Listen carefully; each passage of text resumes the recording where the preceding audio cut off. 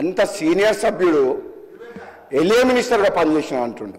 నాకు వ్యక్తిగతంగా దగ్గర మిత్రుడు, అది వేరే విషయం, పక్కన పెడదాం. కానీ ఆన్ రికార్డ్ మైక్లో ఒక సభ్యుని యూజెస్ ఫెలో అనేది అధ్యక్ష.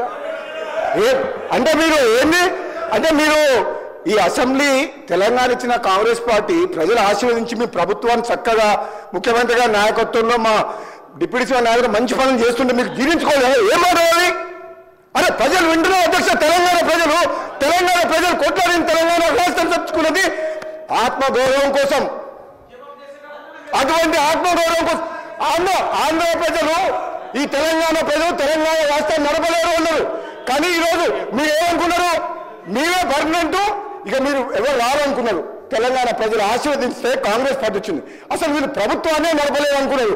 బ్రహ్మాండంగా ప్రభుత్వం నడిపి కాంగ్రెస్ పార్టీ ముఖ్యమంత్రి గారి నాయకత్వంలో బ్రహ్మాండంగా మంచి పనులు చేస్తుంటే జీర్ణించుకోలేక అసహనంతో ఒక సభ్యుని పట్టుకొని యూజ్లెస్ ఫెలో అని అంటున్నా అంటే క్షమాపణ చెప్పాలి అధ్యక్ష.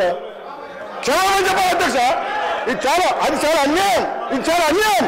ఎందుకంటే ఈ సభ గౌరవాన్ని ఒక సీనియర్ సభ్యుడు ఆ విధంగా సభ్యులు ఉద్దేశించి మాట్లాడుతుంటే తెలంగాణ కోసం పోరాడింది మీరు ఒక్కరు అనుకుంటే తెలంగాణ రాలే. ఇది ఇచ్చింది తెలంగాణ కాంగ్రెస్ పార్టీ. ఈ తెలంగాణలో మీరు ఏం మాట్లాడినా నడుస్తుంది ఇంటి రోజు అనుకుంటూ ఇక మీరు ఆటలు సాగవు. తెలంగాణ ప్రజలు కాంగ్రెస్ పార్టీని ఆశీర్వదించిండు. ఈ మాటలు హరీష్ రావు గారు నేను చెప్తున్నా, మీకు సభ మీద ఏమాత్రం గౌరవం ఉన్నా, తెలంగాణ రాష్ట్ర ప్రజల మీద ఏ గౌరవం ఉన్నా, సభ్యుల సంస్కారం మీద గౌరవం ఉన్నా బేషరతుగా మీకు క్షమాపణ చెప్పాలి.